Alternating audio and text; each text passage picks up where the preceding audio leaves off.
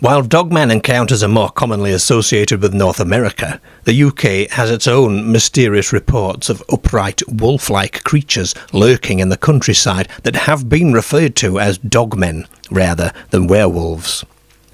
Witnesses describe a towering, muscular figure moving on two legs with a canine head, glowing eyes, and an unnatural presence.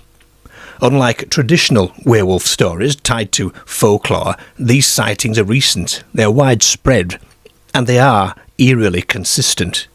One of the most publicised dogman encounters in Britain comes from David Bunt, a farmer in Cheshire. He claimed to have witnessed a massive bipedal canine.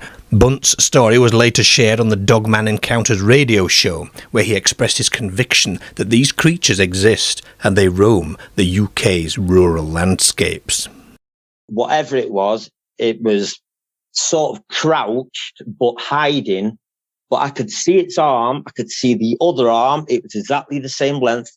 If I've got my arms dropped, they go by my hips, but these arms, whatever it was, were running down the side of it, and it was not far off touching the floor, if that makes any sense. They were that long, and it stood on two legs, and I've got the chest and I've seen breasts. Now that was the bit which got me, because this was the worst sight. It looked horrible. That's all I can say. There was nothing nice about it, put it that way. Now it's 1 a.m. So the last thing I seen of it was when I actually zoomed in on its face, and it was a dog's head. It was a big dog's head. Pendle Hill, best known for its witchcraft trials and paranormal history, is also home to one of Britain's most aggressive dogman encounters.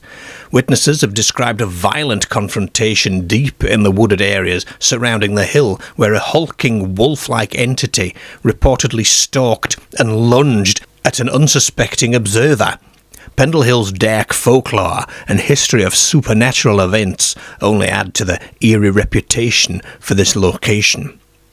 Scotland has its own share of dogman legends too, with reports surfacing from dense woodlands and isolated moors.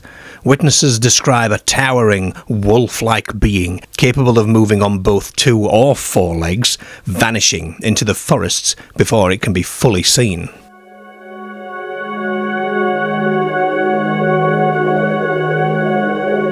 Could it be that historical reports of werewolves are actually encounters with otherworldly or interdimensional beings, ones that manipulate human perception to appear in forms that we might recognise?